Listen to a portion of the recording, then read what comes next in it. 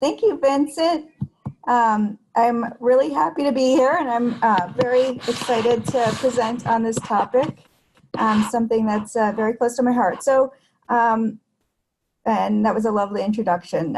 So yes, I'm at the University of Miami. I am working along the side Vincent with the Spark project, but I also do a number of other things, and I am affiliated also with the Center for Autism and Related Disabilities, which is a autism center at the University of Miami.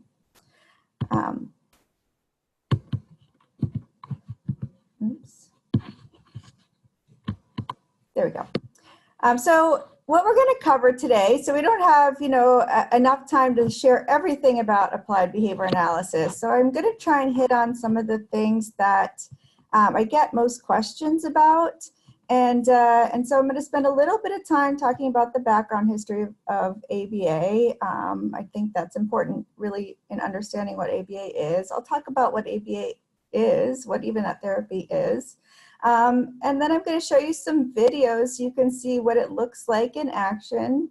And then I'll also talk a little bit about what the structure of the implementation models are so that you have a better understanding. So hopefully that'll cover a lot of the pressing questions that people have before they start ABA, or when they're just getting started ABA, or even wondering if it's the right thing for themselves or their family or child. So the reason I wanted to talk about the background history a little bit is because ABA is a field of a therapeutic approach that really is very much tethered to a history of behavioral science. And so in the mid 1800s, early 1900s, behavioral scientists were starting to ask questions about ways that they could study behavior scientifically, the way scientists were studying biology or chemistry or other things.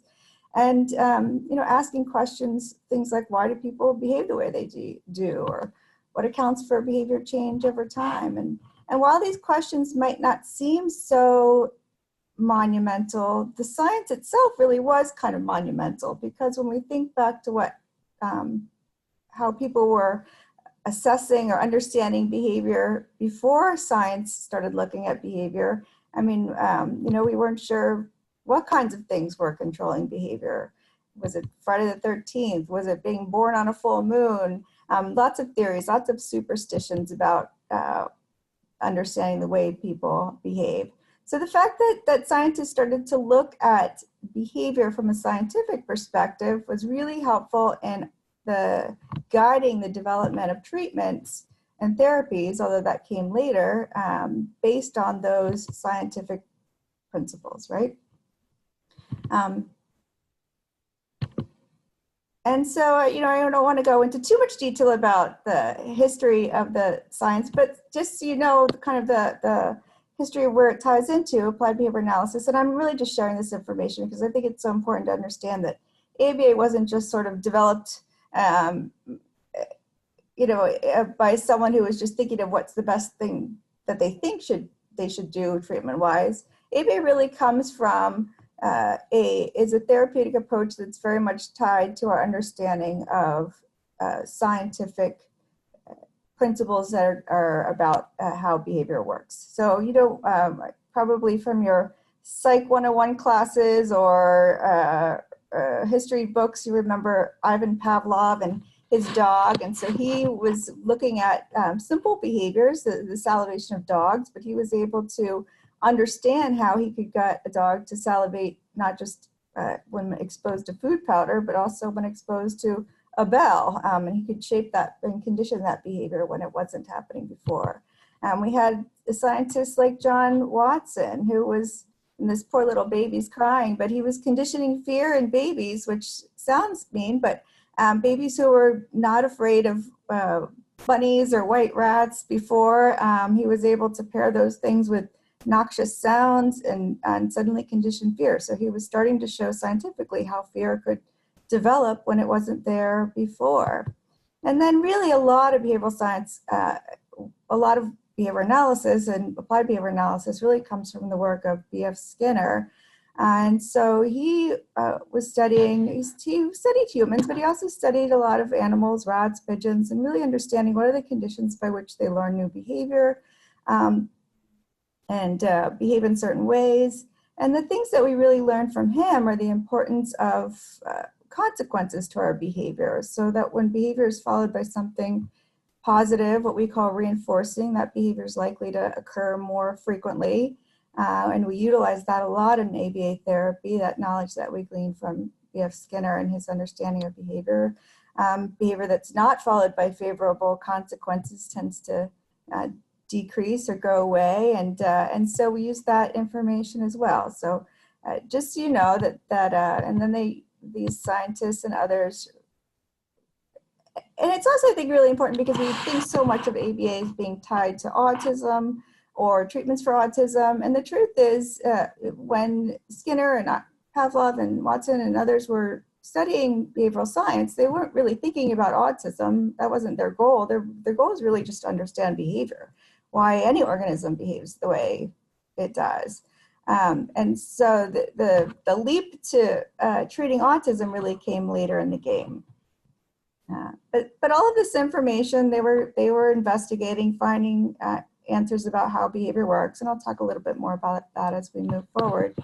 It was helpful in guiding the development of what we now call ABA therapy. So ABA therapy, ABA stands for Applied Behavior Analysis. Behavior analysis really is that scientific part of that the scientists were uncovering. And the applied part really refers to the application of behavior analysis, the application of behavior science towards some kind of treatment. So when we take the principles of behavioral science and apply them systematically with the goal of improving socially significant behavior, that's really what we call ABA. And again, even this isn't directly, doesn't say autism in here either, right? So ABA can be used for other things as well. There's lots of therapies that are based on behavioral science that aren't specific to autism. But we know that a lot of therapies for autism are very much tied to behavioral science. So just so you know, some of the early applications of ABA, ABA's had a long, not terribly long, but it's had a long history. So when B.F. Skinner was doing his studies, he also was talking about how to improve education systems. He was training animals to work, help with government duties. He was guiding policy in government. Dr. Asrin started working with individuals with developmental disabilities, and he developed procedures for using behavioral analysis for toilet training, for tics, but for other things as well, for substance abuse, for helping people gain employment. But Ivar Lovis is really the one who is most instrumental in tying applied behavior analysis to the autism community. And so he was, and again, we have to really think about the history of autism, but when he first started working with individuals with autism, it was a time where no one had really talked about individuals with autism improving. A lot of times they were sort of just, you would get diagnosed with autism and the message was, that's a shame, there's not a lot we can do about it. And so Ivar Lovis is really instrumental in saying, maybe there is something we can do about it. Maybe there are some strategies that we can use where we could improve the lives of individuals with autism. And so his was really one of the first attempts at, and so he, when you hear discrete trial therapy, or sometimes people would even call it Lovis therapy, he took young kids with autism and he exposed them to ABA type therapy for many hours per week. And again, this was the first attempt. So things have evolved since. The strategies and the procedures and all the application has probably evolved for the better since when he did it. But even then, when he was applying applied behavior analysis to young kids with autism intensively, the kids he was working with were making really important gains. And because of that, I mean, that was really instrumental in the field of autism if nothing else, for the idea that kids with autism really are capable of learning skills that we didn't know they were capable of before. Now it seems hard to imagine that that was the case because we know so many kids with autism are very capable of learning, but that wasn't the mindset back then. So when you hear the term Lovaas therapy or you hear discrete trial therapy, this is really comes from Ivar Lovaas, who was a professor, a scientist, who was taking behavioral science, knowledge about behavioral science, and applying it in a way to develop a therapy for kids with autism. So let's talk about what does that term mean. When I brought up the definition of applied behavior analysis, I said that it was for the purpose of improving socially significant behavior. And behavior is a broad term, right? It can mean so many things, but generally we're talking about behavior that is something that is observable, something that is measurable, and something that is going to improve someone's life or ability to participate meaningfully in their community, or participate more meaningfully in their family, or have a more endurable existence, less frustrating. And so the things that ABA tends to target, particularly in the autism population, are two things. One is on things that behaviors that we can increase or improve, remediating deficits. So we spend a lot of time focusing on improving communication, improving socialization skills, improving self-care skills, and also safe behavior practices, right? We want individuals to learn how to maintain their safety throughout their day, and so we work on those kinds of things. But we also work on reducing some of the behaviors that are going to essentially interfere with an individual's ability to meaningfully participate. So when sometimes we see cases for ABA therapy when an individual is engaging in aggressive behavior or self-injurious behavior, that's behavior that some individuals will do where they actually are trying to or are hurting themselves, either biting themselves or hitting themselves, and then other things like destructive behavior or destroying property or materials or so forth. So just a range of things, but really what we're focused on are talking about the problems, describing them as a behavior. What's the individual doing that is a problem, right, for them or for their family or for their community? And what are the things that we would want them to do that they're not doing? We want them to be able to communicate more effectively. We want them to be able to socialize more effectively. And so those are the target goals for behavior therapy. And behavior therapy tends to be pretty specific about what it's targeting. So when you're working with a behavior therapist, they should, and they often will, be able to tell you very specifically, communication is kind of a broad term, but we're working on specifically how to request certain things or how to communicate when you're feeling pain or something like that. So even within these domains, you'll see that behavior analysis is pretty specific with the things that they're targeting. Okay. So I just want to show you some examples of ABA in action, and these videos come from different sources of our clinical services at UM.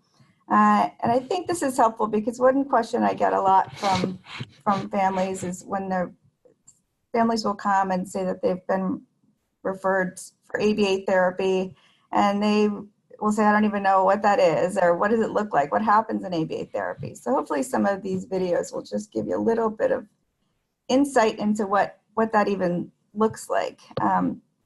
So let me set this up for you.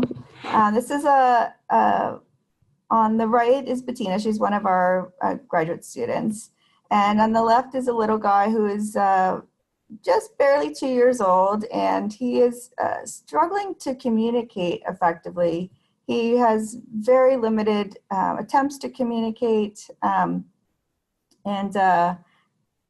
So in this little session, it's just a short clip, what you're going to see is that she's using some of the behavioral strategies of reinforcement, right? We talked about using positive consequences, favorable consequences to increase behavior. So she's going to use these bubbles. That's one of his favorable consequences, one of his preferred things, as a reward for his communications. Bubbles, good job. Good job, saying bubbles. Woo, lots of bubbles. And you notice right here that she pauses just a second to give him kind of increases motivation to respond. So if he wants that bubble, she's giving him a chance here to, squeak it in. Oops. Good job asking for more. So he signed more. That's a term that response that he's already Bubbles. there. He said bubbles. Bubbles. So that's an example of an ABA learning opportunity where we're using reinforcers, in this case bubbles, rewards, to increase his communication responding. And in this case, he's making a request for something that he enjoys. Here's another example. This is our early intervention clinic. We have a little clinic where we see 2-year-olds. So this is Anna as a graduate student. And this little girl is going to, Anna's going to ask her to imitate an action. And imitation is a skill that is often a focus of instruction in ABA therapy. And really that's because we know imitation is such an important kind of skill for learning how to learn. A lot of us, when we are in a situation, we're not quite sure what to do. If you walk into a new restaurant and you're not sure where the line is, you often look around and see where other people are going. So you imitate those behaviors. Or if you're, navigating somewhere else, or we use imitation all the time as a strategy, and it's a really effective strategy for the most part, and how to figure out how to problem solve situations when we're unsure. And so in ABA therapy, we take the time to actually teach kids to imitate sounds, imitate actions, imitate play, all of that for the purpose of that learning to imitate is kind of an important skill in and of itself. So you'll see this same idea of reinforcers. Anna's going to offer her a choice and then provide her the opportunity to imitate. Oops.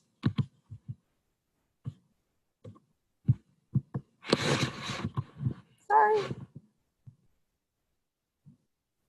There we go. Good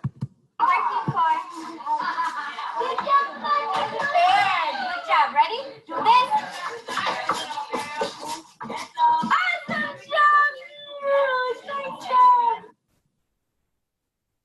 So again, you see that Anna gave her the opportunity to pick what reinforcer she wanted at the beginning of the session, and then she gave her the opportunity to imitate. And then when she did imitate, Anna rewarded that behavior by giving her access to that toy that she chose. So we're using the Skinner operant conditioning. You reinforce the behavior you want to increase and provide positive, favorable consequences after it happens, in order to increase the likelihood that that behavior will happen again. Here's another example. So this sweet guy, Kevin, he was here. He came in with his mom. This is his mom up here that he's giving a little kind of hug, and she's the one over the sink with him. He came in because he, although he very much enjoys brushing his teeth, his mom was struggling with the fact that he was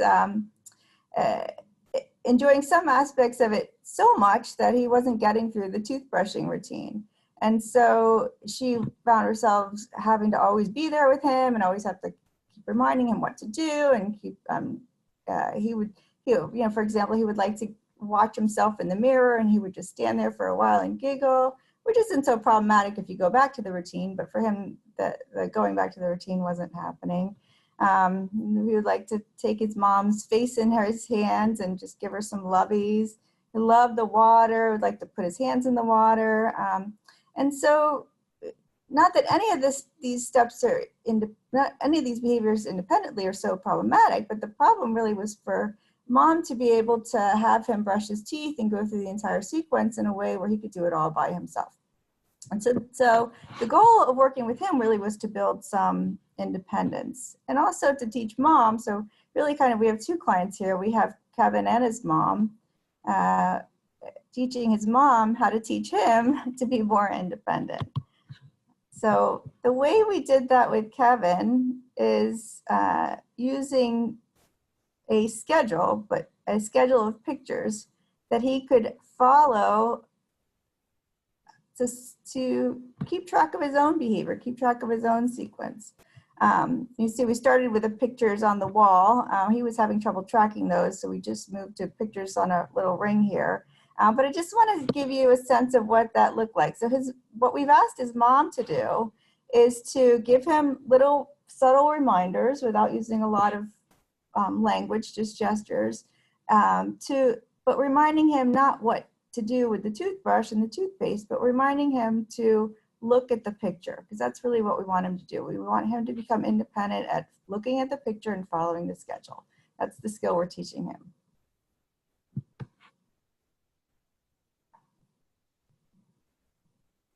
So she's pointing there as a reminder to turn the page.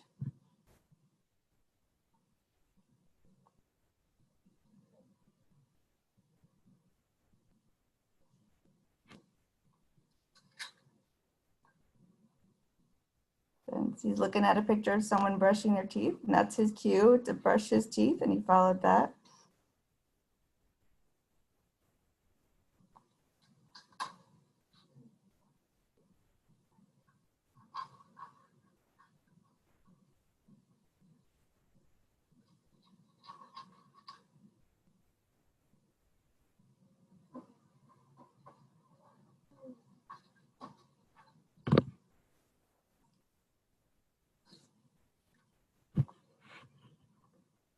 Now, he doesn't have to tap the picture. That's just something he does, but that's fine.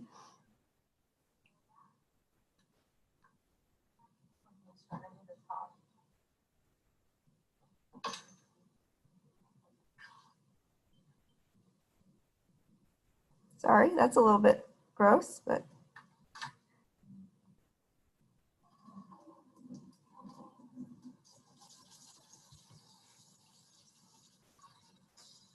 So he starts to get distracted, and mom doing a pretty good job just bringing him back.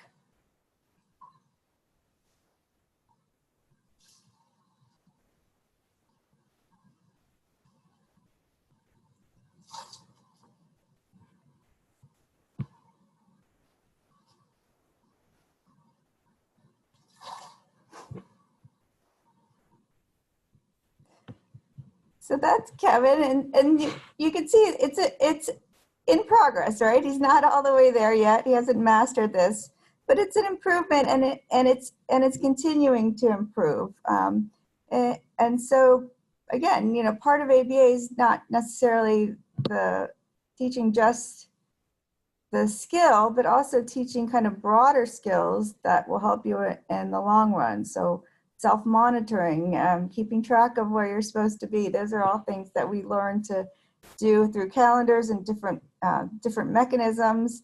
And so teaching Kevin to use some kind of system for monitoring his own behavior and understanding when he should be doing something and when what he should be doing next is certainly an important skill that he can use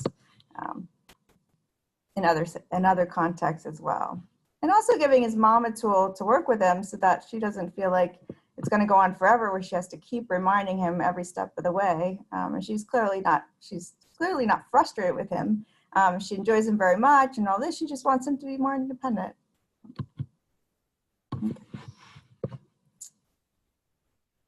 Couple more videos I'll show you. So this is a little girl, a girl who's struggling with eating a variety of foods. She has a very limited diet. She's not undernourished, she's not malnourished, but her parents would prefer her to have a healthier array of foods that she will consume. So in this session, I'm going to show you a couple of videos. We're working on her eating chicken, which is not a preferred food for her. So I'm going to show you first what happens. This is when she's before the treatment. This is what happens when she was initially exposed to chicken.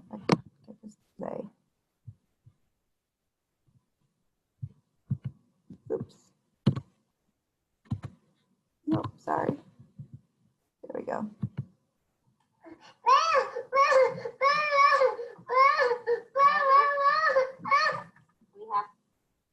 Even the sight of chicken was horrible.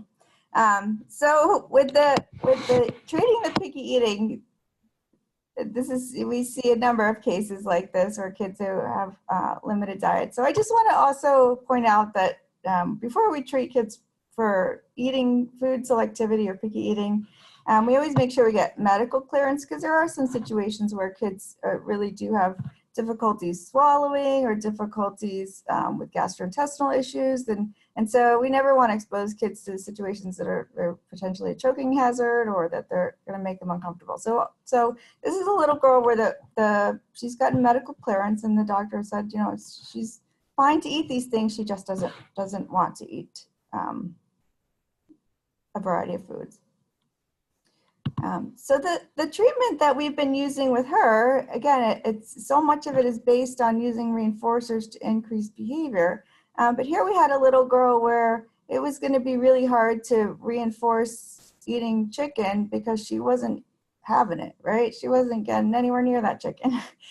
So we took a step back and we set up a sequence where she was earning reinforcement for even just touching the chicken. At first it was touching the chicken, then it was putting the chicken, holding it in her hands. And then here you'll see here, we got to a point where she was, not good at the play part.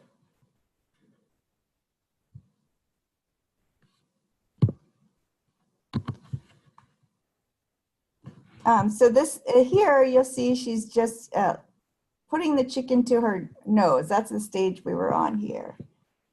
No.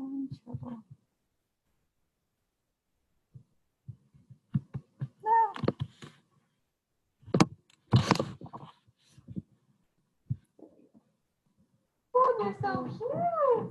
Right, sit down. Thank you for sitting so nicely. Put that chicken to your nose and you get the M&M. Wow. Wow, awesome. So fantastic. Oh, that's so cute. Now it seems like a silly goal, right? Like it's not like we need a child to put chicken to their nose, but what we really do is just progressing through baby steps to get to where we're trying to get to, which is her eating chicken and other foods.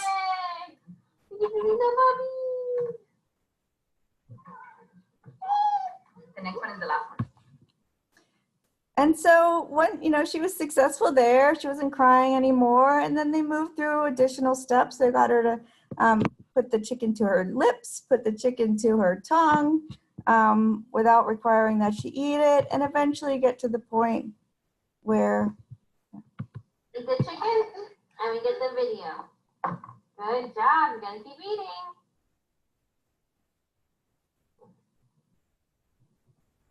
So here she is. She's eating the chicken.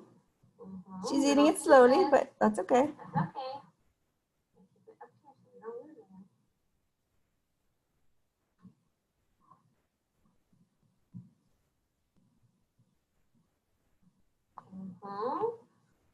Ah, good eating.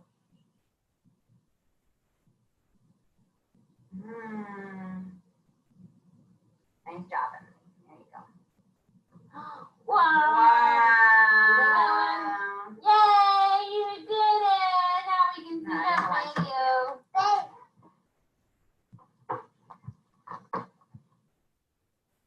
So once again, you see the iPad and the M&Ms are her reinforcer, and they're using those rewards as contingencies to increase the likelihood that she'll engage in that behavior in the future. And so this was a process where we couldn't use reinforcement alone, not easily anyways. but a process by which we took a skill and broke it down into little itty bitty components that we could get her to do in a way where she could earn the reinforcer, and take those baby steps and build them up into a way where she's doing the things that are going to keep her healthier and able to be in a bigger variety of settings where she's not screaming at a restaurant when someone orders food that she doesn't like.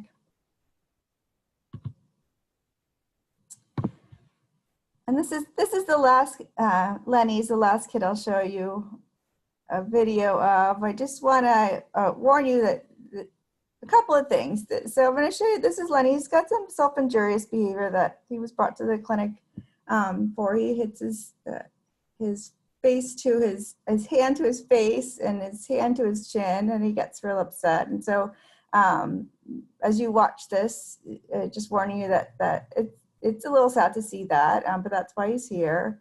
The other thing I wanted to point out before I show you this video, the other issue that Lenny has is that he likes to keep his caregivers very, very close to him. And so in some of the videos, it almost looks like the therapist is holding him.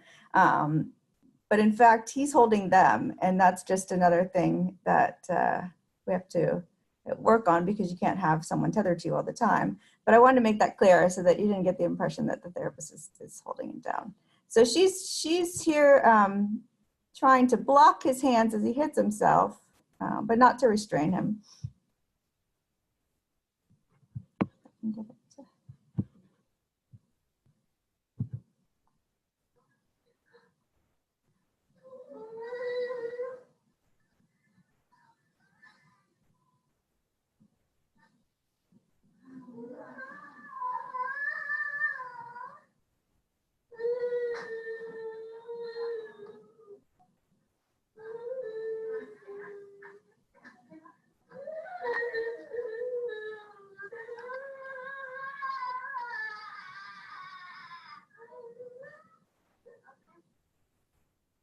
Poor guy. And you can even see here that his hand is grabbing hers. He's holding on tight to her.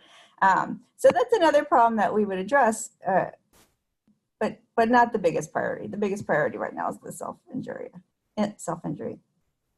So part of what happens when a case comes in, or a child is exhibiting, or an adult even is exhibiting self-injurious behavior or problem behavior like that, one of the things that we do first is try to figure out what it is that's motivating that person to engage in that behavior. Are they trying to communicate something? Are they in pain, or is something going on that that we can better understand what that behavior is getting them? What is in it for them to do that?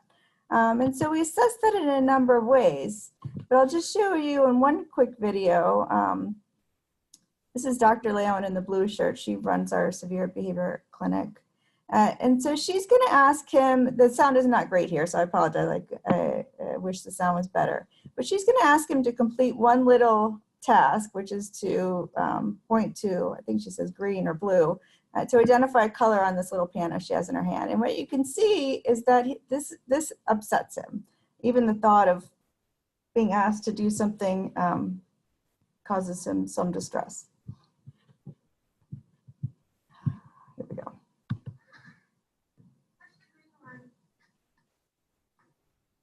So he hits his hand to his head there. And even when she moves it away, now he's upset. So that's important information for us as behavior analysts and how we go about treating it.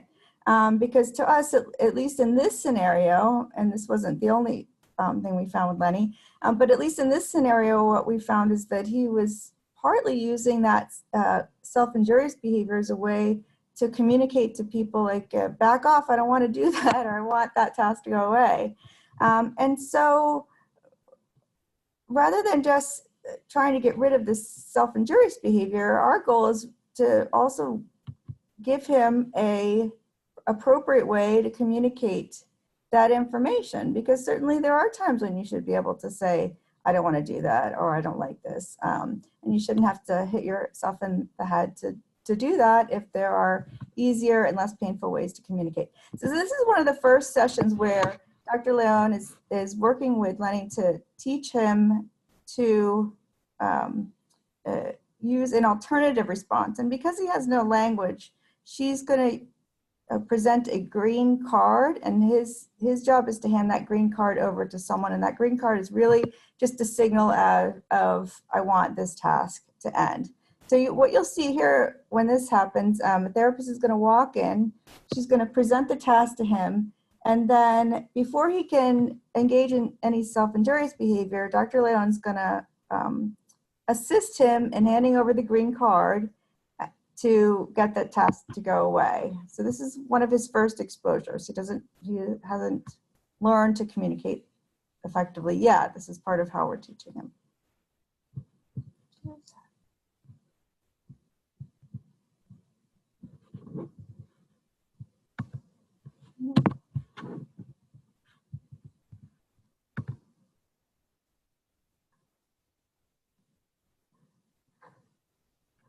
She places the piano.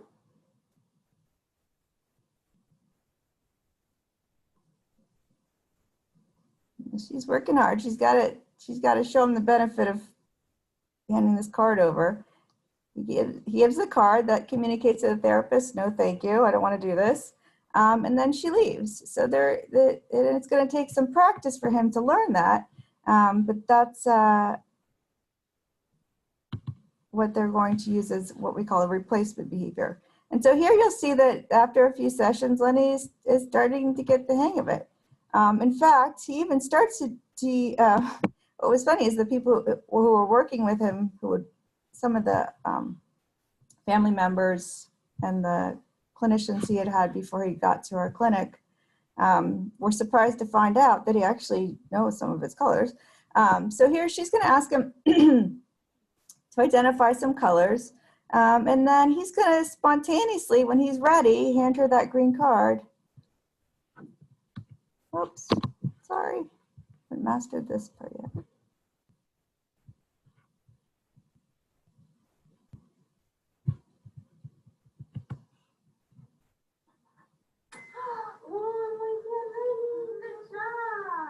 Good job, Manny. Touch blue.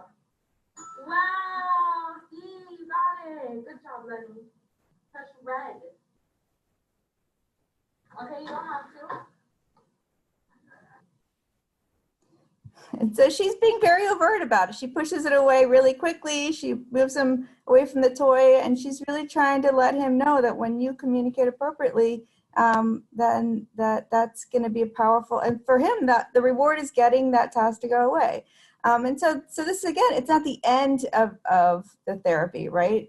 Eventually we'll be able to work on getting him to complete more tasks before he can earn his break time and so forth. But right now we're really trying to just address this self-injury, where he's learning that he can communicate by handing over this card as a way to say, hey, I don't want to do this anymore. It's not, I need a break from this, you know, whatever you want, however that would translate into words. Instead of having to hit himself in the head or other ways to get people to understand or to back off with those tasks. Okay. So those are the videos I wanted to show you. Hopefully that gives you at least a little bit of idea what behavioral therapy looks like. But now I just want to spend a few minutes talking about what the process of behavior therapy is in terms of if you start getting behavior therapy, what's going to happen, and just try to go over some of the things that I think a lot of people have questions about. So really when you go to see a behavior therapist, the process by which the therapy proceeds is usually there's a process of trying to identify what are the target behaviors that you want to address. What are those high priority behaviors that you want to start with? What are the things that are most problematic or most concerning that the individual isn't doing that you want them to improve on.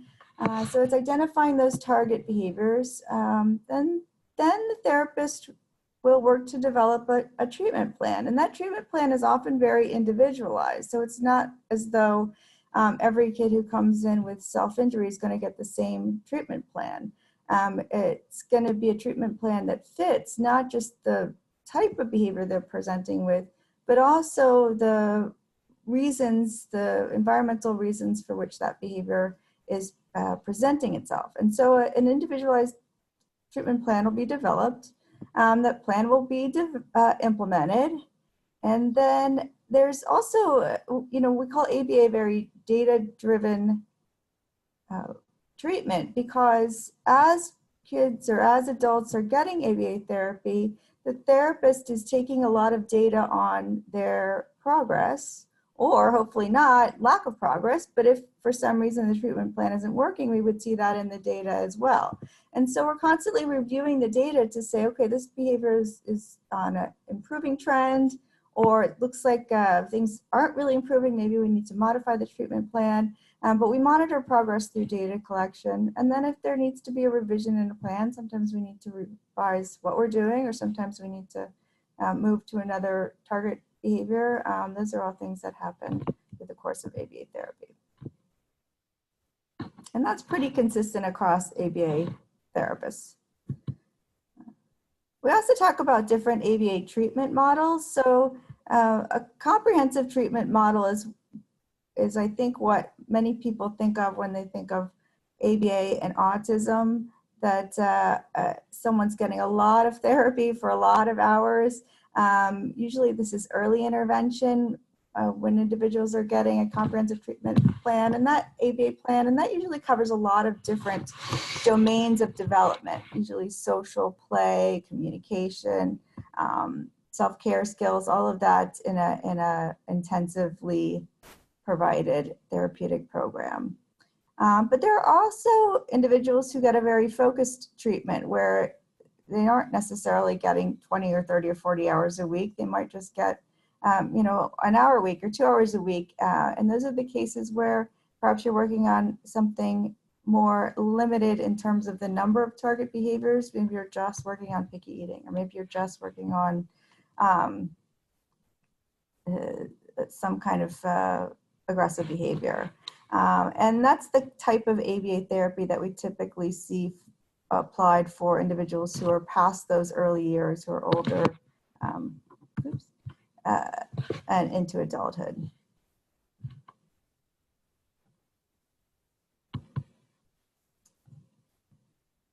Another question that comes up a lot is, for me at least, parents will often ask me about this tiered therapist model. So it's a very common model in behavior analysis where there's a supervisor, a behavior analyst who is in charge of developing the treatment plan and monitoring the treatment plan, probably the professional that you interact with most initially.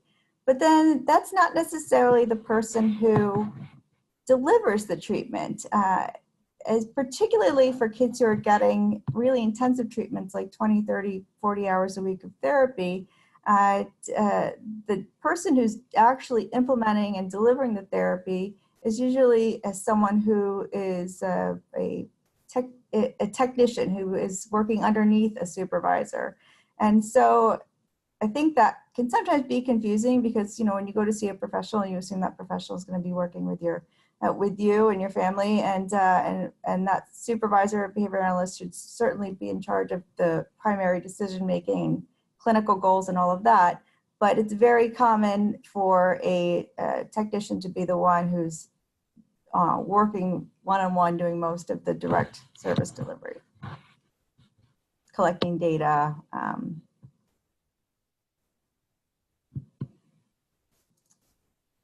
So in terms of finding a therapist, I just want to point out that, if you have a good resource, good referrals are always helpful. If you have a physician or someone who can point you in the right direction of a good therapist in your community, that's great. That's probably one of the best ways to find a therapist. But I also think that I just want to share that the Behavior Analysis Certification Board is the most widely recognized certification board for behavior analysts. And so if you don't have anyone who can recommend a therapist. One way that you can at least find someone who has the credentials is to go on to the website www.bacb.com. That's the certification board, and right on the home page it will point you to find a certificate. Those are people who are certified.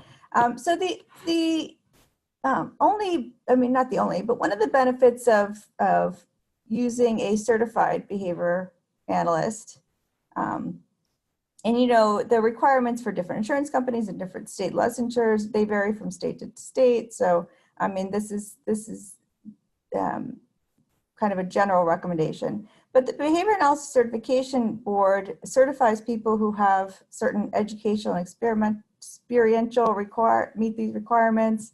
They have to pass a board examination. They have to meet continuing education criteria.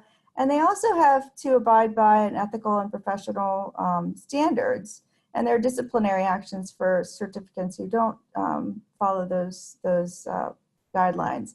And so using this as a resource to find individuals who can provide behavior therapy is, at least when you have someone who's certified by the board, you know that they've met those requirements.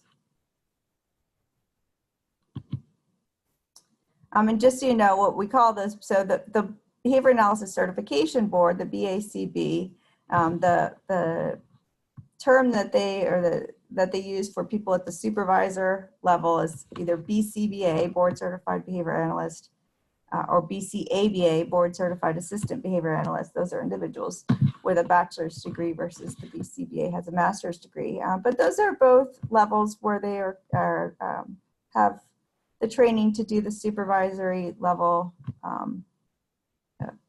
procedures.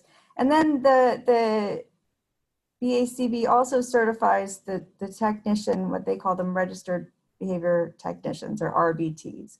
And just in case you ever come across those terms, that's where they come from.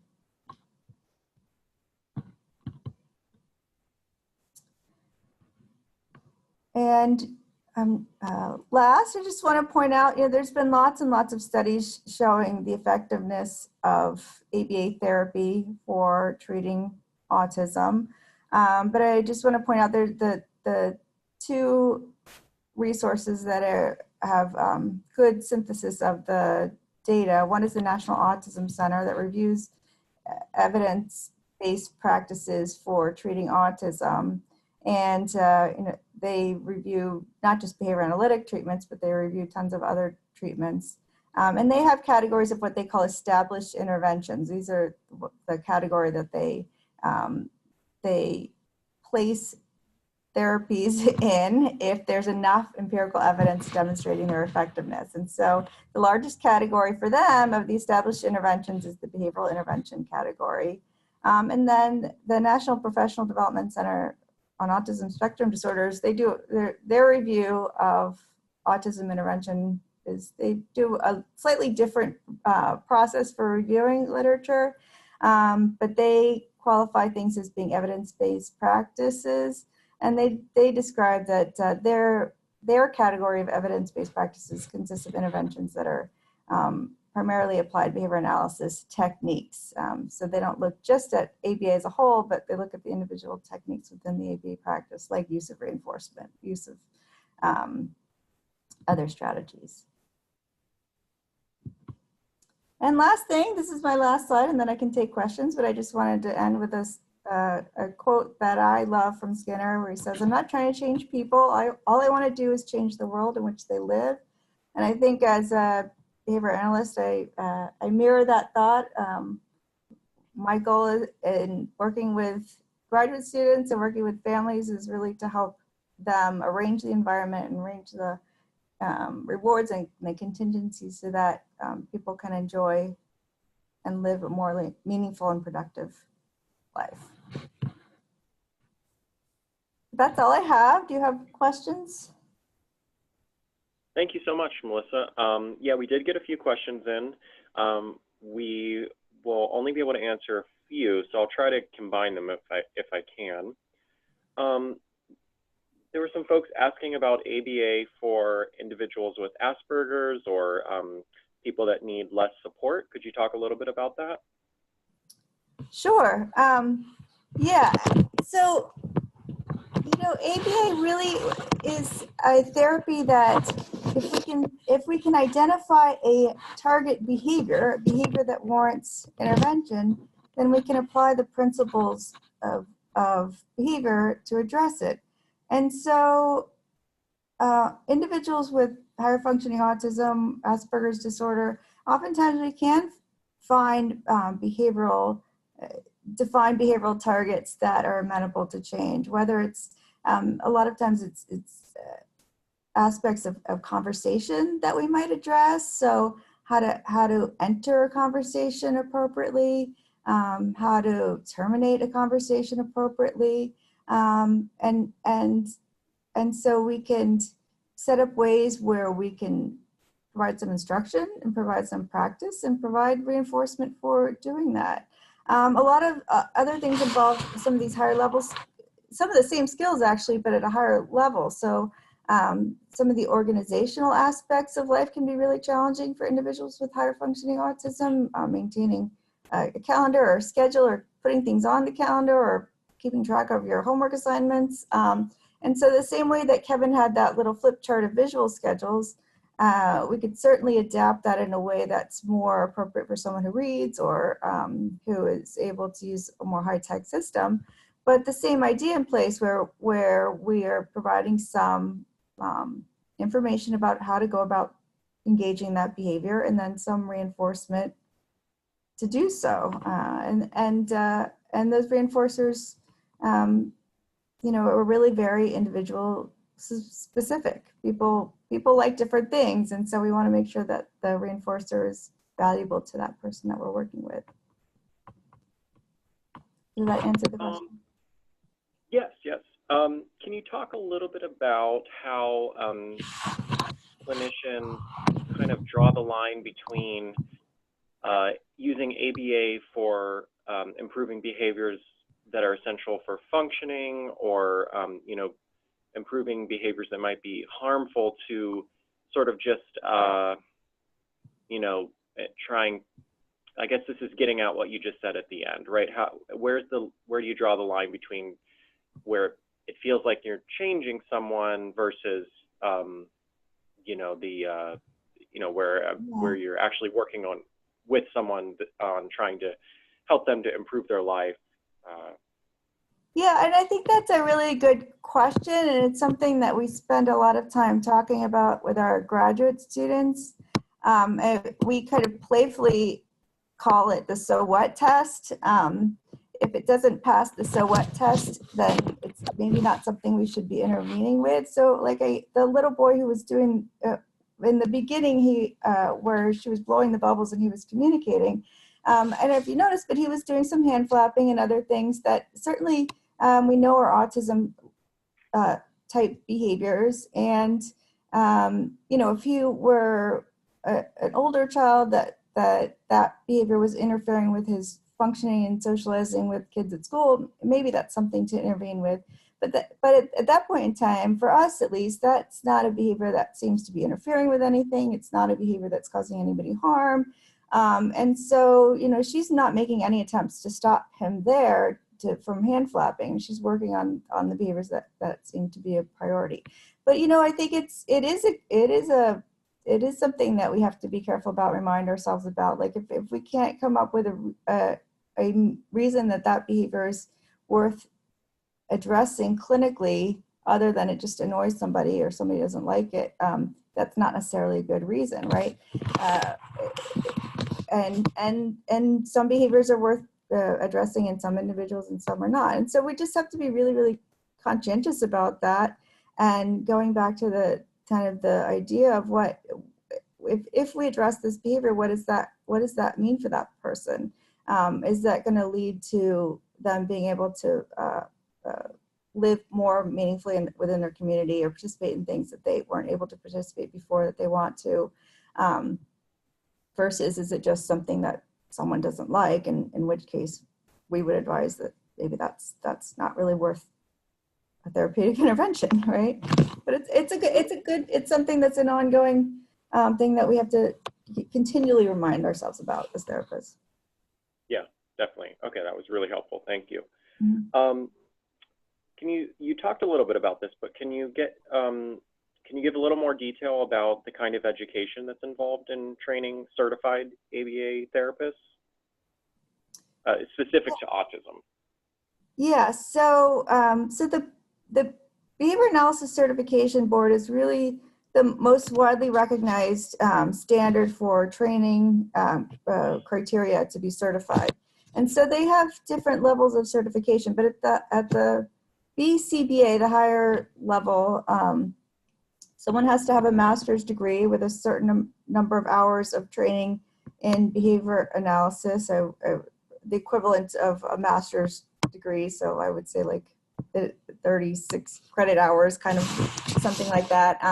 They do it by clock hours. And then you have to have a certain amount of supervised experience. So our students get that through a practicum courses, and it varies depending on the type of supervision, but up to around 1,500 clock hours of supervised practice. And then once you meet those requirements, then you can sit for the board exam and get your certification. The criteria is a little bit less at the BCABA level, but still you have to have a bachelor's degree and 1,000 clock hours of supervised experience. And then the registered behavior technician is much less. It's kind of a technical training. I think it's a 40-hour course, but that requires a lot of ongoing supervision, continuous supervision. So yeah, it's intensive, and I think that that's important. And even in, I know that even students who graduate, we continue to collaborate together. I don't know if you're ever really done learning, and that's why there's always continuing education requirements and conferences and things that we all attend to try to make sure we stay up to date on what's going on. Okay, excellent. All right, well, we are at 1 o'clock, so I do want to be respectful of everyone's time. Thank you so much again